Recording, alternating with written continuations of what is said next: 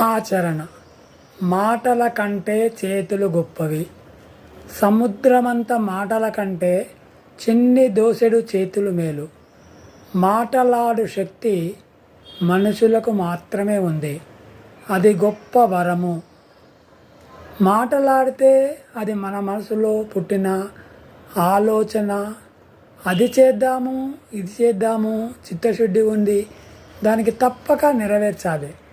దీన్ని త్రికరణ శుద్ధిగా అంటాము. అందరికీ ఆలోచన శక్తి ఉంది. ఎన్నో ఊహించుకోవచ్చు. దాన్ని ఎంతో గొప్పగా అందరికీ వర్ణించి చెప్పవచ్చు. నేను చేయబోతున్నానని చెప్పవచ్చు. చేయకపోతే ఇదంతా వ్యర్థం. టన్నుల మాటల కంటే చిన్న మెత్తు చేతులు మేలు అన్నాడు వివేకానందుడు.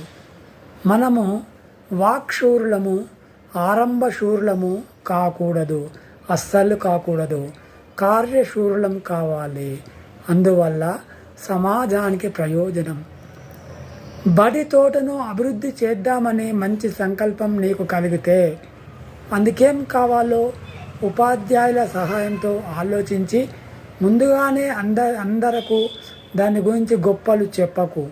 నీ ఒకవేళ ఏ కారణం చేతనైనా ఆ పని చేయకపోతే నవ్వుల పాలవుతావు. నీ ఒక్కడివే ఆ పనిని పూర్తి చేయడం కష్టం. ఇతరుల సహాయం తీసుకో. కీర్తి అంతా నీకే రావాలనుకోవద్దు. మీ నాన్నగారితో మాట్లాడి ముందు పాఠశాలలో చుట్టూ కంచె వేయించు.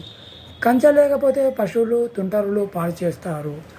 ఇలా చేయాలనుకున్న పనిని ఏదైనా చేయవచ్చు. సంకల్పం ముఖ్యం. దాన్ని ఆరంభింపరునీచ మానవులు అన్న పద్యంలాగా అలా కాకుండా మనము అనుకున్నది, సంకల్పించింది తప్పకుండా చేసినట్టయితే అదే ఆచరణ అంటారు.